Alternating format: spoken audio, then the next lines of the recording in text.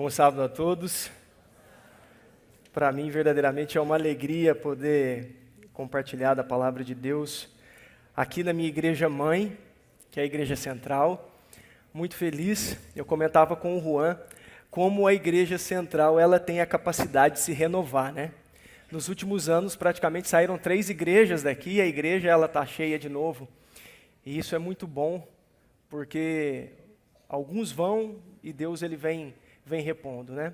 Nós temos um amor e um carinho muito grande por essa igreja, nós temos grandes amigos, pessoas com quem nós convivemos muitas vezes dia a dia, e é um prazer, uma alegria muito grande estar aqui falando com vocês. Quero agradecer o Caê e o Nildo, que me fizeram um convite para que eu pudesse estar aqui. E hoje eu quero falar com vocês sobre algo que tem tomado meu tempo praticamente no último ano. E eu quero falar com vocês sobre filhos, herança do Senhor. Mas no sábado de manhã falar sobre filho, eu nem sou pai. Mas uma coisa nós temos em comum, todos nós somos filhos, ou seremos pais, ou seremos avós, ou somos avós, e de alguma forma nós podemos aplicar isso para a nossa vida. Quanto mais eu estudava a respeito disso, mais eu consegui me entender e consegui entender de onde que eu vim e muitas atitudes que eu tinha. Então isso me ajudou bastante. Antes eu queria mostrar uma foto para vocês que não é simplesmente uma foto. Vamos ver se vai. Aí. Desconsiderem esse homem acabado, faziam 5 dias que meu filho tinha nascido. E essa não é uma simples foto, isso é um cumprimento de uma promessa. Essa não é uma simples janela, esse não é um simples quarto. Em 1999 eu conheci a mensagem adventista. Em 1999 o meu pai comprou esse apartamento. E nesse quarto, que hoje é um escritório, eu passei a minha primeira sexta-feira sozinho, trancado no quarto.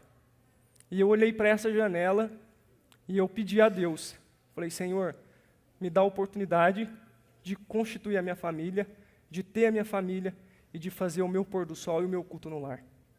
É por isso que essa foto, na primeira sexta-feira que o meu filho tinha nascido, eu falei para a Paula, falei, não, tira uma foto minha aqui nessa janela, porque quando o sol se punha, há praticamente 20 anos atrás, eu passei o meu primeiro sábado trancado nesse quarto. Minha família continua não sendo adventista, creio que muito por causa do mau testemunho que eu dei, tenho que assumir isso, porque quando você vive um cristianismo profundo e vivo, as pessoas são atraídas invariavelmente. E essa foto é um cumprimento de uma promessa, porque mesmo com todos os deslizes, com todos os desvios de rota, Deus ele se lembrou da oração de um menino de 14 para 15 anos, quando pediu para que ele cumprisse isso. Ele não levou em consideração os meus desvios de rota, os meus deslizes, os meus defeitos, e ele fez tanta questão de cumprir isso no mesmo lugar que eu tinha passado meu primeiro sábado há 20 anos atrás. E é por isso que essa não é uma simples foto, isso é o cumprimento de uma promessa. E o que eu deixo para você, nesse início de mensagem, é que Deus ele é cumpridor das suas promessas. Ele nos atende, e muito do que nós não temos vivido na nossa vida é porque muitas vezes nos falta fé para crer que Ele pode cumprir aquilo que Ele prometeu. Então nós precisamos de trazer isso para a nossa vida. Bom, eu quero convidar você a abrir a sua Bíblia em Salmo 127, verso 3. Salmo 127, verso 3. Está projetado aí, mas abra na sua Bíblia também. Salmo 127, verso 3. Eu espero verdadeiramente que, independente de você sendo pai ou não, se você um dia vai ser pai, que você leve uma parte dessa mensagem, ou essa mensagem no seu coração, e que você reflita sobre isso, reflita sobre sua vida também, porque isso aconteceu comigo, e que você tire boas lições. Herança do Senhor são os filhos, o fruto do ventre, o seu galardão. Eu quero convidar você a orar de novo, a fechar os seus olhos, para a gente invocar novamente a presença de Deus. Bondoso Deus, nós precisamos de tê-lo aqui conosco. É em vão, Pai, nós ouvirmos homens falar, nós simplesmente cantarmos, ouvirmos mensagens que são para enaltecer o Teu nome, se o Senhor não se fizer presente entre nós. Nós pedimos que o Senhor, Pai, coloque em nós um espírito de reverência, porque quando nós abrimos a Tua palavra, é o Senhor que fala conosco. Nos ajuda, Pai, a trabalharmos no nosso coração, que o Espírito Santo vindique a obra de Jesus Cristo na nossa vida e que sejamos, a cada dia mais semelhantes a Cristo, que cresçamos de glória em glória até que o Senhor venha. Em nome de Jesus, amém. Então o texto diz, herança do Senhor são os filhos, o fruto do ventre, o seu galardão. E aí eu fui pesquisar.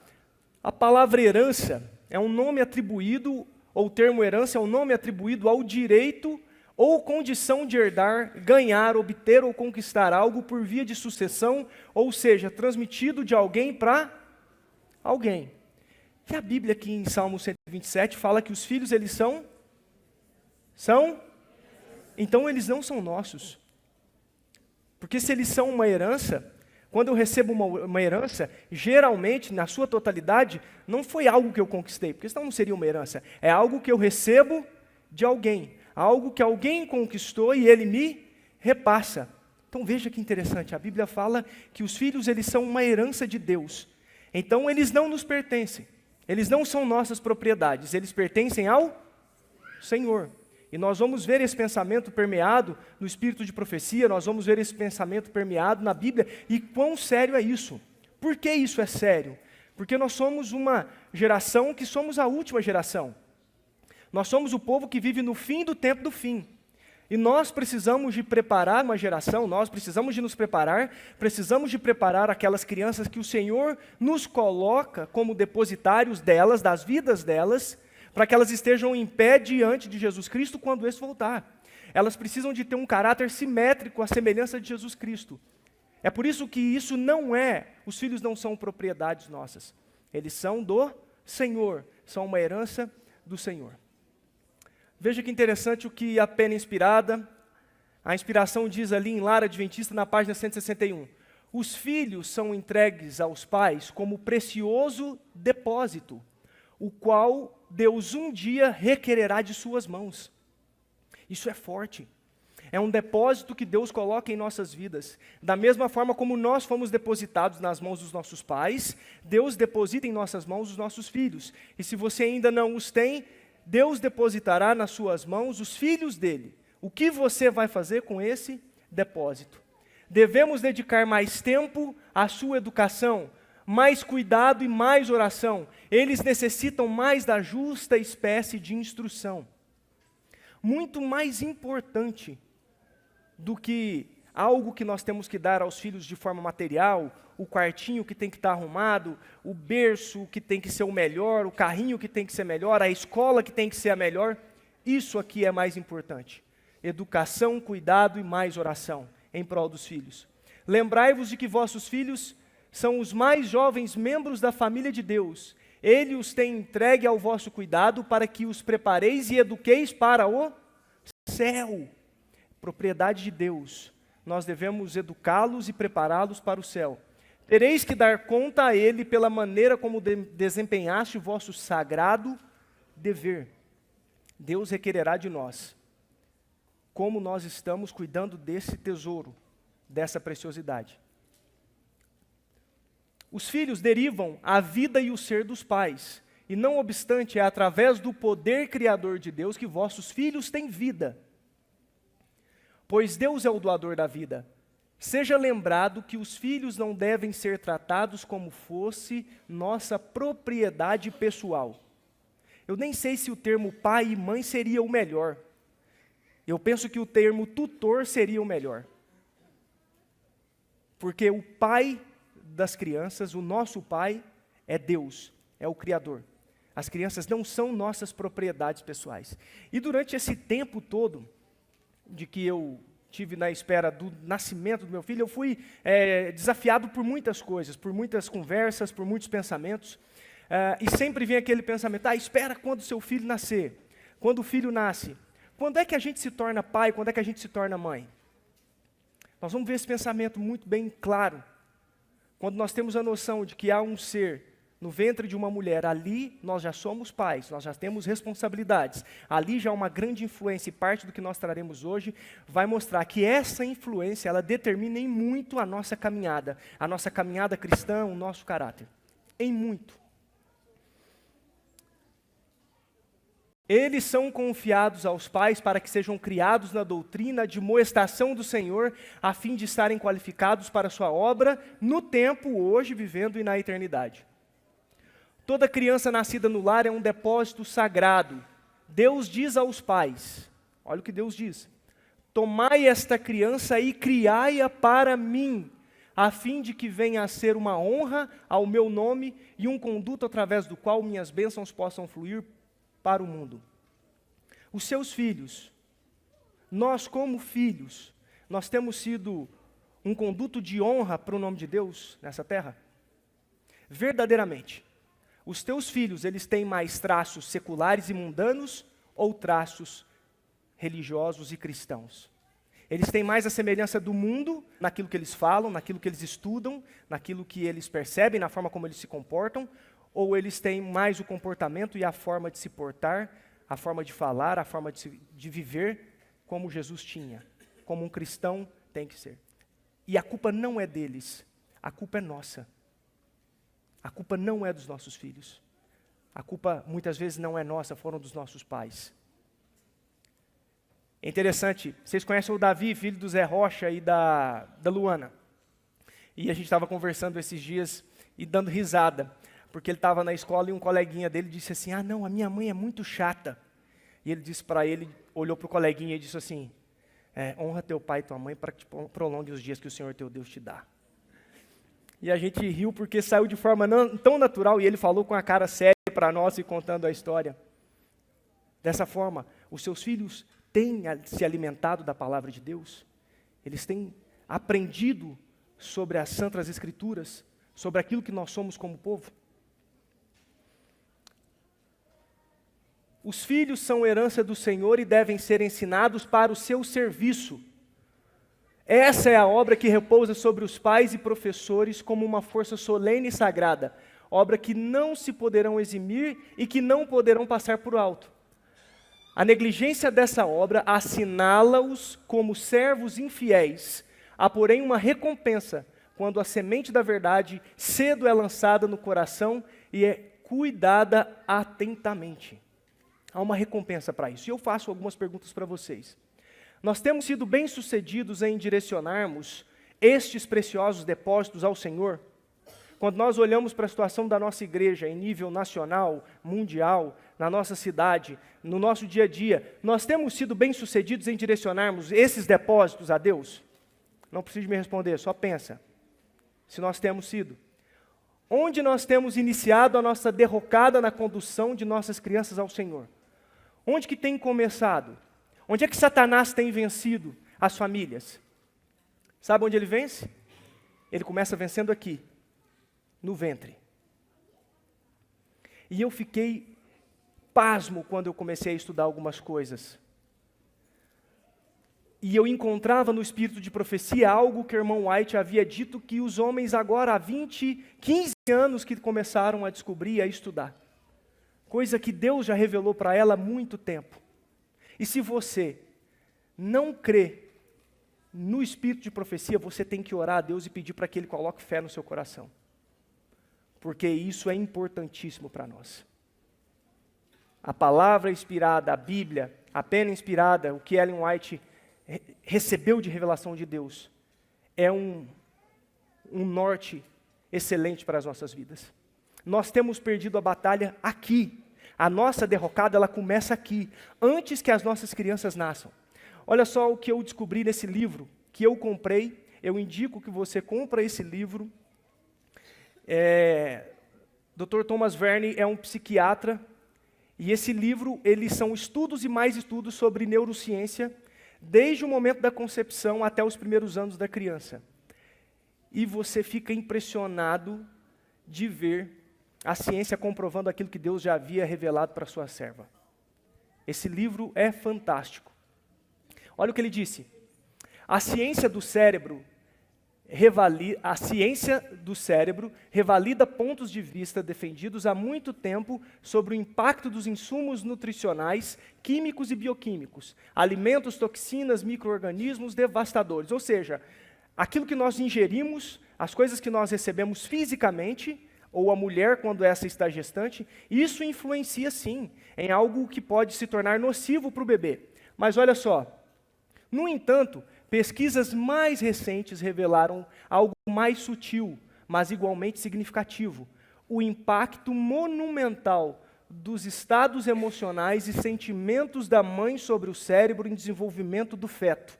Esta é uma das lições secretas mais importantes que os pais dão aos filhos. Olha outro texto. Tudo que a mãe grávida sente e pensa é comunicado por meio de neurohormônios a seu filho por nascer, tão inevitavelmente quanto lhe são transmitidos álcool e a nicotina. Quando uma mulher fuma e está gestante, quando ela bebe e está gestante, ela transfere isso para o filho, ela prejudica o filho.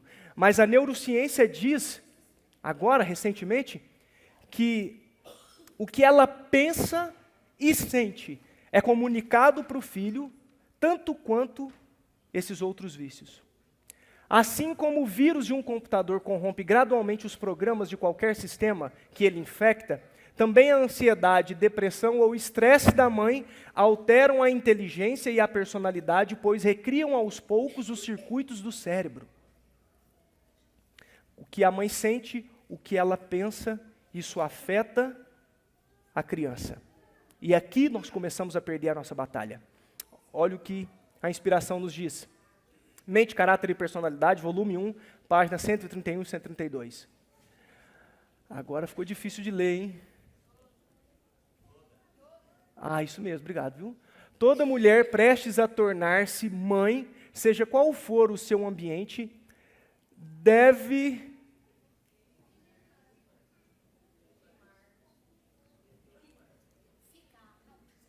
vamos tentando aí.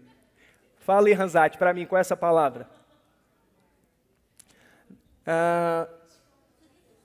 Constantemente uma disposição feliz, alegre e contente, sabendo que por todos os seus esforços postos nesta direção, será ela recompensada 10 vezes mais no caráter, tanto físico, moral, do seu rebento. Estimar, pode ser, é possível. Os pensamentos e sentimentos, olha qual foi a palavra que nós vimos aqui? O que ela sente e pensa é comunicado por meio dos neurônios. Olha aqui, os pensamentos e sentimentos da mãe terão poderosa influência no legado que ela faz a seu filho. Se ela permite que os próprios pensamentos se demorem em seus sentimentos, se condescende com o egoísmo, se é irritadiça e exigente, a disposição de seu filho testificará deste fato. Muitos receberam como patrimônio tendências quase invencíveis para o mal. Eu não sei vocês, mas eu tenho a plena convicção de que eu não tenho nada de bom para legar para o meu filho. Quando eu olho para o meu traço genético, para a minha hereditariedade, tem muita curva de rio na minha família. Curva de rio, você fala que só para tranqueira. E tem muito sentimento ruim que eu fui herdando ao longo do tempo, tendência herdada, alimentada pelo ambiente, e que é uma luta tremenda para mim todos os dias. E tem uma época grande que eu fiquei afastado dos caminhos de Deus e que eu trouxe muita coisa ruim para a minha vida. Então, no meio disso tudo, e me deparando com isso daí, eu entrei em desespero quando a minha mulher estava grávida. No primeiro mês, segundo mês, eu estava tranquilo. Mas quando chegou ali por volta, antes um pouquinho do terceiro mês, me bateu o desespero, porque eu comecei a ponderar sobre essas coisas. E eu disse, bom, eu não tenho mais o que fazer, né? Eu não tenho como mudar nada, mas Deus ele pode mudar isso. E então, nas minhas meditações, nos momentos que eu passava com Deus, nas orações, eu tive um direcionamento de Deus, de que eu deveria, em todos os cultos que nós fazemos em casa, no culto que nós fazemos no lar, após cada culto, nós deveríamos fazer uma oração com imposição de mãos na barriga da minha esposa. Isso eu nunca contei no sermão, poucas pessoas sabem disso. E nós, no primeiro dia que nós decidimos isso, nós fizemos. No segundo dia, eu comecei a sentir no meu coração que eu devia compartilhar isso com outros casais que estavam esperando filhos. E eu fiquei pensando e conversava muito com Deus a respeito disso ao longo do dia. Entrei em contato com um casal e disse para eles que queria encontrá-los, que não era uma visita para passear, para trocar a conversa fora, para poder comer, não, eu queria conversar com eles de uma conversa espiritual. E aí eu fui dormir. Chegou a noite, eu fui dormir, etc. E eu tive um sonho. Eu não sou profeta, ok? E eu nunca fui de sonhar. Nunca fui um cara de ficar sonhando. Eu fui aquela pedra que bateu, dormiu, acordou e pronto. Eu não me lembrava. De certo eu sonho, mas eu não me lembrava do sonho. E eu tive um sonho muito estranho. E se você duvida que Satanás pode te dar sonhos, você pode ler lá em Jó 7, porque Jó, quando ele estava descansando, tentando no leito dele, achando que ele podia descansar, Satanás o incomodava com pesadelos e sonhos. E o sonho que eu tive foi o seguinte: bem no dia que nós começamos a fazer esse tipo de oração, esse tipo de intercessão, e bem no dia que eu disse, que eu me propus a compartilhar isso com outros casais. Eu sonhei que eu estava num lugar, e só para voltar um pouquinho, a oração que eu fazia e que nós fizemos durante todos os meses, até que o nosso filho nascesse, foi basicamente assim. Eu falava: Senhor, o Senhor me conhece, o Senhor conhece o meu traço hereditário, o Senhor sabe, o Senhor sonda os meus pensamentos, o meu coração, o Senhor sabe tudo de ruim que eu não tenho o que fazer para legar algo bom para essa criança. Mas há na Bíblia um homem chamado Josias, que tinha um pai chamado Amon, que foi ruim aos teus olhos, que tinha um avô chamado Manassés, que foi ruim aos teus olhos, o pior rei do povo de Deus. E o Senhor fez com que Josias nascesse com uma disposição espiritual. Josias, muito cedo, já tinha uma disposição espiritual e buscava ao Senhor. E eu clamava a Deus por isso. Eu falava assim, que essa criança, esta criança herdar o caráter de Cristo, a mansidão de Cristo, que seja uma criança reverente, que seja uma criança temente ao Senhor, que ame a sua palavra, que não seja visto nada de mim nessa criança. E nós fazíamos essa oração. E a oração foi essa primeira oração que nós fizemos. E aí eu fui dormir. E o sonho foi o seguinte: eu fumei durante muitos anos. Eu fumei, no total, aí durante uns 12 anos.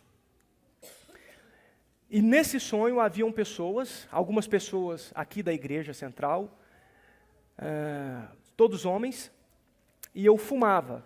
E eu fumava um cigarro preto também, e era o mesmo cigarro. E eu dava uma tragada que enchia a boca e jogava para o pulmão e soltava, da forma como eu fumava.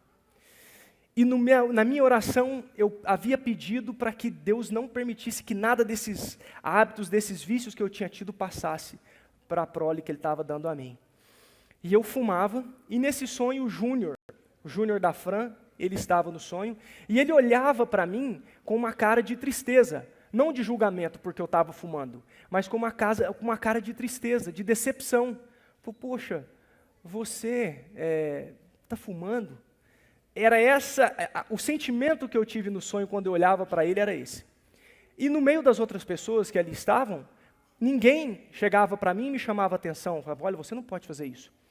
E o pastor Paulo, e eu contei esse sonho para ele aparece nesse sonho com uma chave na mão e ele fala assim para mim assim, e havia alguns outros amigos, fala assim, se vocês continuarem dessa forma, porque eu estava fumando, nós não vamos abrir igreja nenhuma, no caso a igreja do Alto Moarama. E eu fiquei irado no sonho, fiquei literalmente possesso por um espírito imundo, e peguei no pescoço do pastor Paulo, e eu contei isso para ele, tá, gente? No sonho, peguei no pescoço dele e tentava matar ele.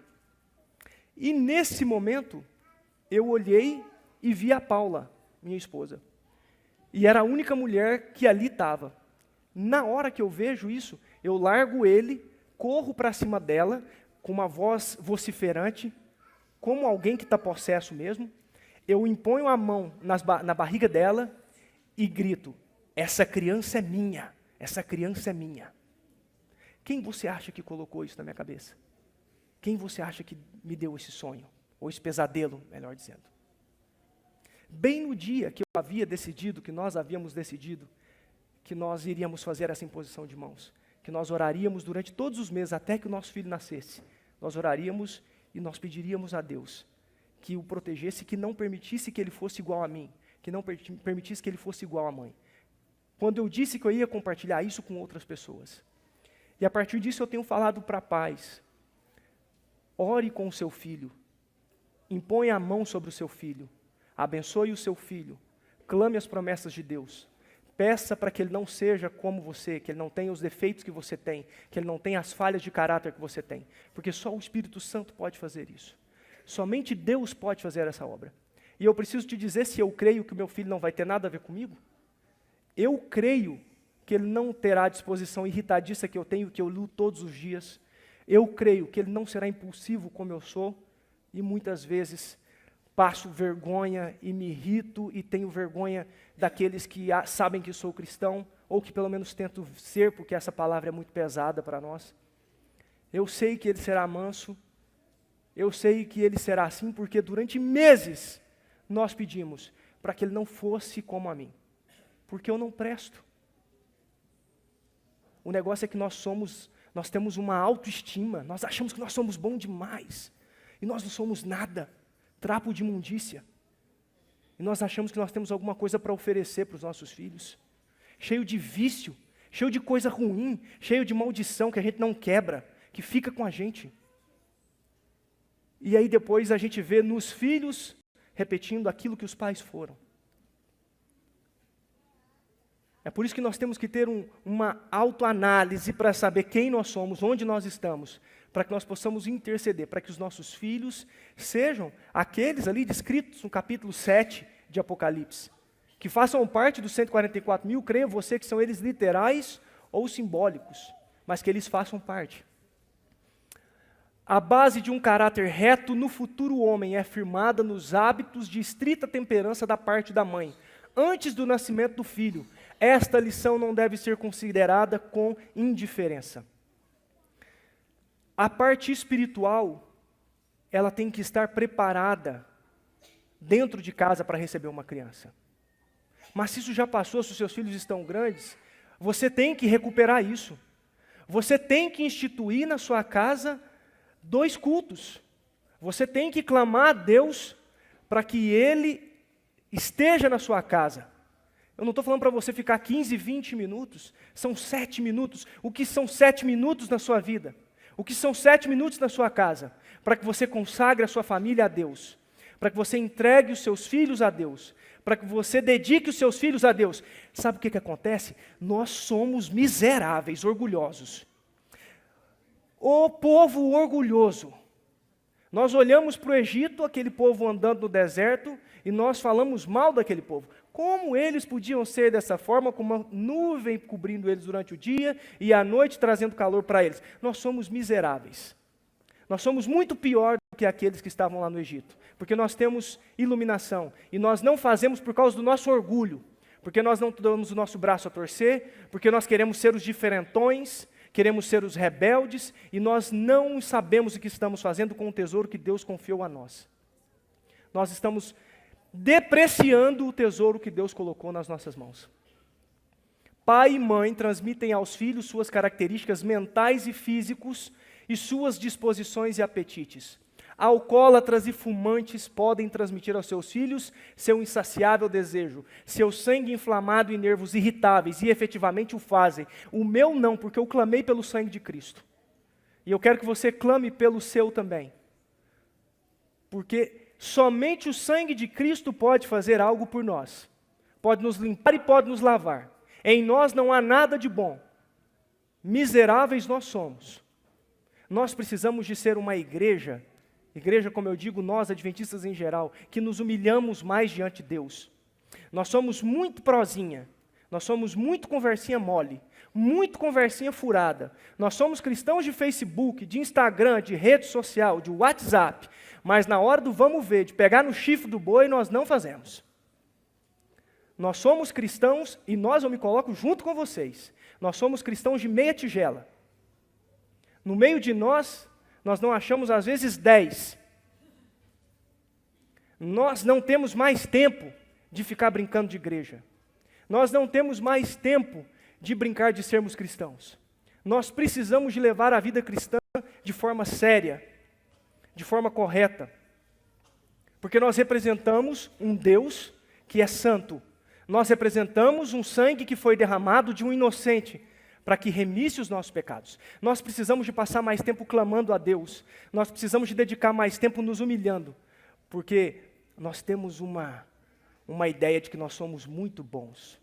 E quando nós achamos que nós somos muito bons, a gente se ofende com qualquer coisa que o irmão fala. A gente se ofende porque eu achei que ele foi muito duro, etc. Porque a gente acha que a gente é muito bom. Nós precisamos de nos humilhar mais diante de Deus. O libertino muitas vezes lega à prole como herança os seus desejos impuros e mesmo doenças repugnantes. E como os filhos têm menos poder para resistir à tentação do que o tiveram seus pais, a tendência é que cada geração decaia mais e mais. Esse homem,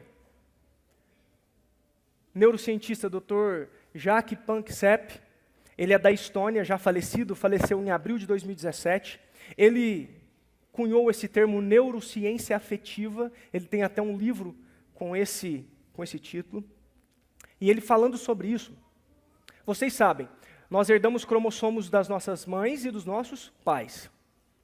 Da mãe a gente herda um cromossomo que é o X.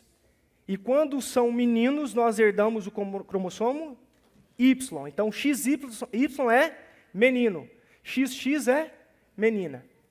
Mas vamos falar dos homens aqui. A mesma coisa acontece também em relação às mulheres. O doutor, ele falando a respeito disso, nós conhecemos um hormônio chamado estrógeno. E o estrógeno ele é popularmente conhecido como um hormônio feminino. Mas durante a gestação de um menino, e você tem que entender que no ato da concepção, veja como Deus é, irmãos, no ato da concepção já está definido o sexo. Já está definido se você herdou o cromossomo Y do pai e X da mãe, você vai ser um menino. Se for XX, vai ser uma menina. Na concepção, já é definido o sexo da criança. E o estrógeno, esse hormônio que é popularmente conhecido como um hormônio feminino, durante a gestação de um menino, no ventre, no útero da mãe, ele é masculinizante. Então, durante a gestação, o menino, uma gestação de menino, a mãe ela vai liberando certos hormônios para que o menino ele possa se consolidar como menino, para que ele tenha características como menino. E existe uma enzima que modifica a testosterona em estrógeno e ela passa a masculinizar o bebê macho dentro do útero da mãe.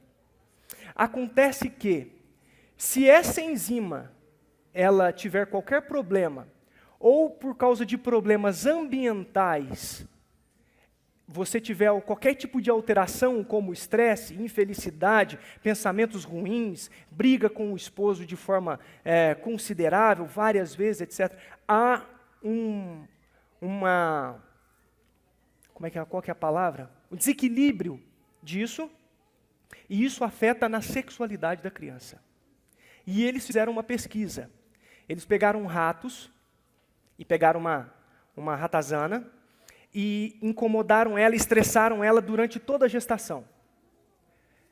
Ela teve privação de fome, ela teve estresse, e aí todos os machos que nasceram dela, todos os meninos que nasceram dela, os meninos não, né? Os machinhos, os ratos machos, 20% deles se tornaram garanhões quando eles se tornaram adultos. 20% deles se tornaram garanhões quando adultos. 60% deles tiveram um comportamento bissexual. Quando existiam fêmeas que estavam excitadas, eles também se excitavam. E quando haviam machos excitados, eles se colocavam até em posição de submissão para que fossem possuídos pelos outros ratos. Em contrapartida, a ratazana, que teve uma gestação tranquila, que não teve privação de nada, 80% dos seus filhotes se tornaram garanhões na sua juventude, e 20% eles chamam que foram como moscas mortas, assexuados. Não interessava nem por um nem por outro. E isso me espanta, porque nunca eu vi tanta exposição de homossexualidade como nós vemos nos nossos dias. A alimentação, a forma de viver, o estresse que as mulheres passam, as dificuldades que enfrentam, muitas vezes uma gravidez indesejada, onde nem o pai nem a mãe querem, infelicidade, diversos fatores contribuem para muitos dos comportamentos que nós vemos. Veja, o negócio é tão profundo que a neurociência diz que há uma intimidade tão grande entre o bebê e a mãe, que o bebê, ele compartilha dos pensamentos da mãe. Aquilo que a mãe sente, aquilo que a mãe pensa, o bebê compartilha disso. Eu falava para Paulo, falei assim, não vai ficar com raiva de mim, não vai pensar nada mal de mim, para o meu filho não nascer com raiva de mim. Então veja como isso é sério. Olha esse texto. As palavras dirigidas à esposa de Manoá encerram uma verdade que as mães de hoje fariam bem em estudar. Falando àquela mãe, falou o Senhor a todas as mães ansiosas e tristes daquele tempo, e a todas as mães das gerações sucessivas. Sim, toda mãe pode compreender seu dever. Pode ela saber que o caráter dos seus filhos dependerá muito mais dos hábitos dela antes de nascerem. Está vendo onde a batalha nós temos que vencer? Antes de nascerem, e dos seus esforços pessoais após o nascimento, do que de vantagens ou desvantagens externas. Nós estamos finalizando os últimos textos. A criança será afetada para o bem ou para o mal pelos hábitos da mãe. Ela própria precisa ser controlada por princípios e exercer temperança e abnegação, se quer o bem-estar do seu filho. O inimigo das almas compreende isso. Ele compreende esta questão muito melhor do que o fazem muitos pais. Trará ele tentações à mãe, sabendo que, se não resistir a ele, pode, por meio dela, afetar seu filho. Satanás, ele sabe disso. Profundo conhecedor da mente humana. A única esperança da mãe está onde? Em Deus, queridos. Eu sei que vocês estão conversando pra caramba, gostam de uma resenha, mas na hora do culto, vamos segurar um pouquinho. A única esperança da mãe está em Deus. Não é respeito a mim, fiquem tranquilos, eu não me importo, o respeito é para com Deus, nós precisamos de ter mais reverência, eu não me importo se falam enquanto eu estou falando ou não, para mim tanto faz, a questão é que nós temos que ter reverência para com Deus, nós invocamos o nome dEle. Quando Deus apareceu para Moisés, Ele falou, tira a sandália porque onde eu estou é terra santa. E eu vou falar por que nós temos esse problema de reverência na igreja no próximo slide. Não buscará auxílio em vão, habilitará transmitir a sua prole qualidades que os ajudarão a alcançar êxito nessa vida e a ganhar a vida eterna. Vou até passar aqui. Nós temos permitido que a maldição entre para dentro das nossas portas. Eu não estou perguntando, eu estou afirmando. Nós, como povo, nós permitimos que a maldição entre para dentro da nossa casa. Sabe por quê? Pelas porcarias que nós colocamos para dentro de casa. Nós colocamos para dentro de casa Disney, satanismo, homossexualidade, tudo isso na Disney. Satanismo, homossexualidade, sensualidade, nós colocamos isso para dentro de casa. Cartoon Network, Nickelodeon, a criança só quer ver celular, não quer ler a Bíblia, o pai não lê a Bíblia para o filho. O que é isso aqui? Maldição, queridos. Nós colocamos maldição para dentro de casa. Nós trazemos os filhos à igreja. Nós não vemos no culto de quarta, não vemos no culto de sábado, nós não invocamos a Deus em casa, trazemos o filho no sábado, trazemos a igreja no sábado. Depois de 20 anos, o filho não quer saber de nem pisar na igreja. Eu sempre criei esse menino dentro da igreja. O seu filho veio à igreja. Ele não conheceu aquele que instituiu a igreja. Esse é o problema. As crianças sentem um ambiente em que são educadas desde o ventre da mãe. Contei experiências para vocês de neurociência e etc. E a profetisa do Senhor dizendo isso. As crianças percebem que os pais não possuem autoridade espiritual. Lembra que Jesus, quando ele ia falar com os outros, ele falava assim, de onde que esse homem tem autoridade? Que autoridade é essa? Os pais não possuem autoridade espiritual. Não possuem porque não buscam da fonte. Como podem ter autoridade espiritual se não buscam da fonte? Como podem direcionar os filhos nos caminhos retos se não buscam na fonte? As crianças são irreverentes dentro da igreja porque não são ensinadas a temerem o Senhor em casa. Não há temor do Senhor. Não há culto em casa. A criança não se porta reverentemente em casa. Não senta do lado do pai e da mãe. Não faz isso. O que é que acontece? Na igreja não vai ter reverência. Como é que a igreja vai ter reverência sendo quando a palavra de Deus estava sendo dita aqui, muitos de vocês estavam de resenha aí? Como é que você quer que uma criança seja reverente? Se ele olha os adultos, eles estão fazendo as mesmas coisas que elas. Elas não têm culpa. A culpa é nossa. A culpa é nossa. A culpa não são delas. A culpa é nossa. As crianças não possuem o senso da presença de Deus, porque dentro de casa o nome dele não é invocado. Esses dias, eu até mostrei para o Caê. Um amigo meu que nem é adventista, ele é católico. Ele mandou uma música de um cara, que a música ela tem um ritmo meio que infantil, a letra ela é meio infantil. Eu não vou nem falar o nome para o pessoal não pesquisar, é essa mesmo. E ele me mandou, e eu comecei a ouvir a letra. Sabe aquelas músicas chiclete que fica na cabeça? E comecei a ler a letra, eu já botei no mudo, e falei, não, deixa eu só ver a letra. Só ver a letra aqui. E a letra fala mais ou menos assim, que é um menino que tem uma família disfuncional, o pai tem várias mulheres, vive com o nariz branco de tanto cheirar cocaína, a mãe vive tomando remédio depressivo, só que ele fala de forma figurada, como a criança visse aquilo e ela não entendesse. E aí ele fala, não, o meu amiguinho aqui dentro do meu quarto, ele não quer sair de mim. Ele não quer sair de mim, o meu amiguinho. Quando você liga a luz, ele fica bravo. E esse amiguinho começa a contar para o filho as coisas que o pai faz. Eu comecei a ver a letra dessa música, eu me arrepiei todo, eu falei, caramba, credo. Já baixei o volume ali, e já, vocês devem estar curiosos, que música que é? Não vou falar não, vocês vão chamar isso para dentro da casa de vocês. Aí, eu peguei, li a letra, até falei com o Caê, mostrei para o Caê, cara, o que é isso? Isso aqui é satanismo puro. E eu não passei mais ninguém para frente, mostrei só para o Caê, sabe por quê? Porque a gente faz muitas vezes da nossa casa trono de Satanás. Aí quando vê um negócio que, dá na nossa cara assim, caramba, isso aí é Satanás demais, está agindo com força. Mas aí eu estou vendo cada coisa, estou deixando meu filho fazer o que ele quer dentro de casa. Não somente isso, a disposição. Queridos, quando você vê uma disposição do seu filho que é anticristã, que não representa o caráter de Cristo, seja egoísmo, inveja, irritação, etc., clama o nome de Deus, intercede pelo seu filho. Como é que eu posso interceder pelo meu filho se muitas vezes eu estou fazendo com que a minha casa seja trono de Satanás? Isso é chato de ouvir pra caramba. É muito ruim de ouvir.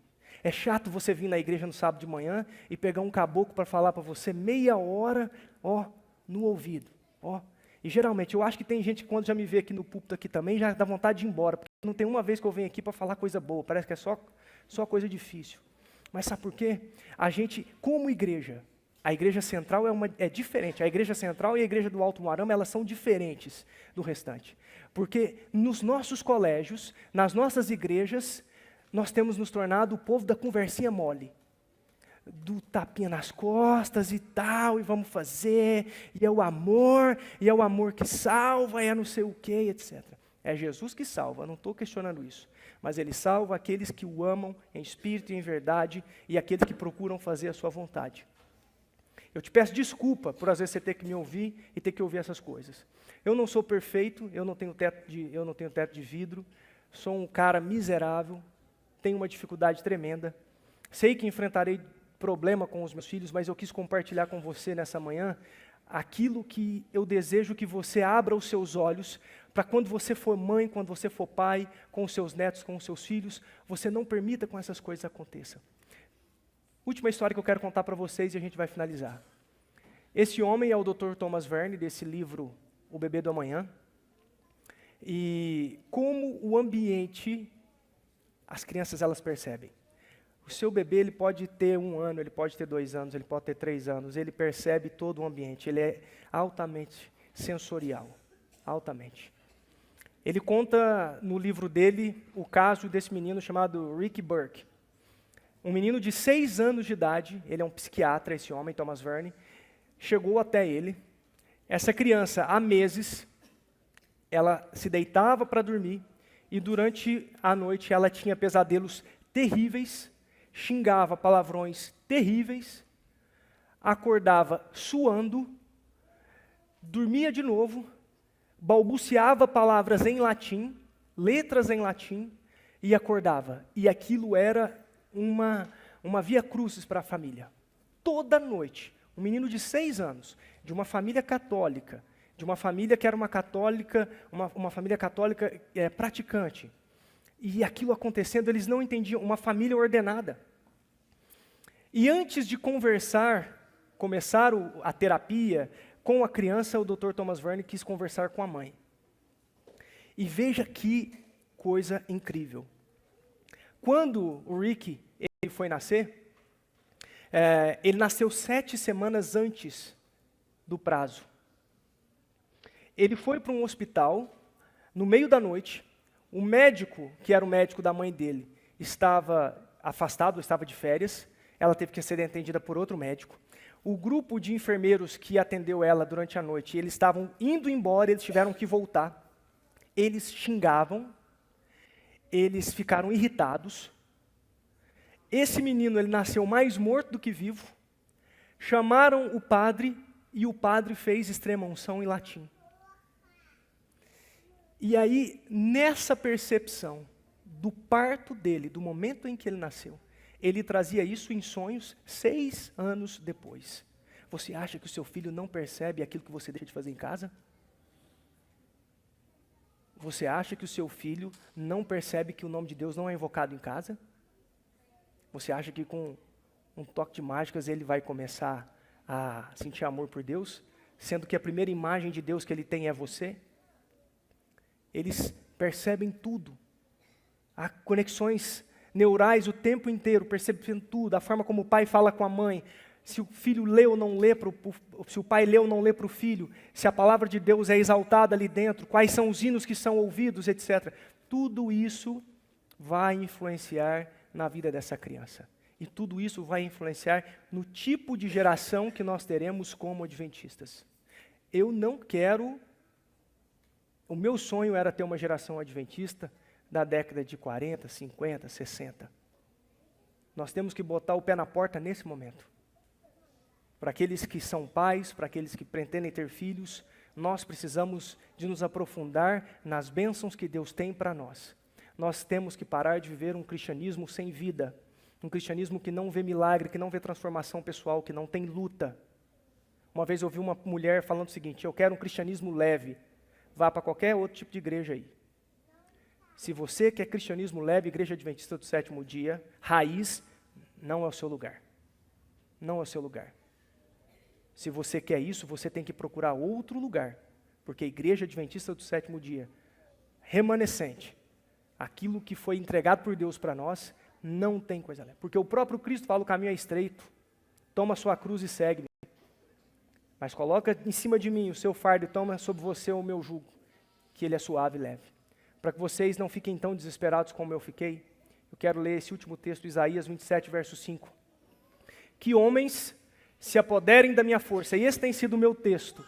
Esse texto tem aparecido para mim diversas vezes, em diversos livros que eu leio, em diversos textos. Que homens se apoderem da minha força e façam paz comigo. Sim, façam paz comigo. Se até hoje, tudo que foi feito, ou boa parte do que você fez, não está dando um resultado interessante, ou o resultado esperado por Deus, é melhor dizer assim, o próprio Deus fala: se apodera da minha força. Porque você vai conseguir alguma coisa, alguma alteração de vida, você só vai conseguir sucesso naquilo que você empreender, se você se apoderar da força de Deus, e não de forma egoísta, mas para que o nome dele seja exaltado e o nome dele seja honrado. Eu quero te pedir desculpa mais uma vez, porque às vezes eu sei que é difícil me ouvir, e eu acho que a minha esposa e a minha igreja onde eu frequento também sabe que isso é assim, mas eu falo isso de coração para coração.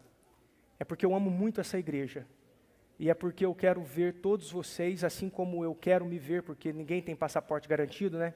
Ninguém está carimbado para entrar no céu. Então eu quero ver todos vocês. Eu quero ver nós como uma igreja que não é conduzida pelos métodos, mas é conduzida pela espiritualidade.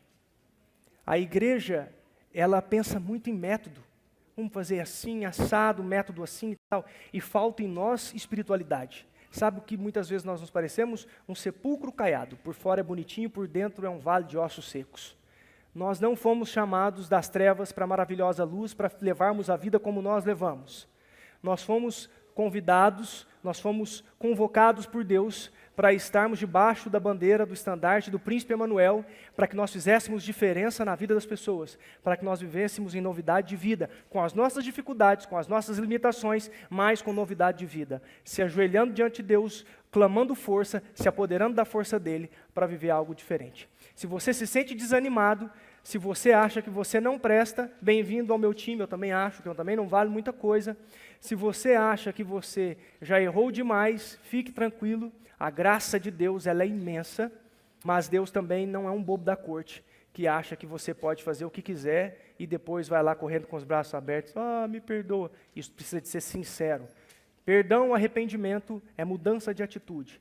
Eu desejo salvação para a sua vida, eu desejo que os anjos de Deus acompanhem você e a sua família, que Ele acompanhe os seus filhos, que o Espírito Santo te incomode, que você não consiga nem dormir, que Ele te incomode tanto que você não tenha paz na sua vida, para que você possa se entregar a Deus, para que Ele faça com que você dedique os seus filhos a Ele, para que tenhamos um exército do Senhor, para que nos unamos aos nossos filhos e sejamos essa última geração que irá testemunhar sobre as maravilhas que Deus fará em nós. Amém. Vamos orar, né? Podem ficar em pé.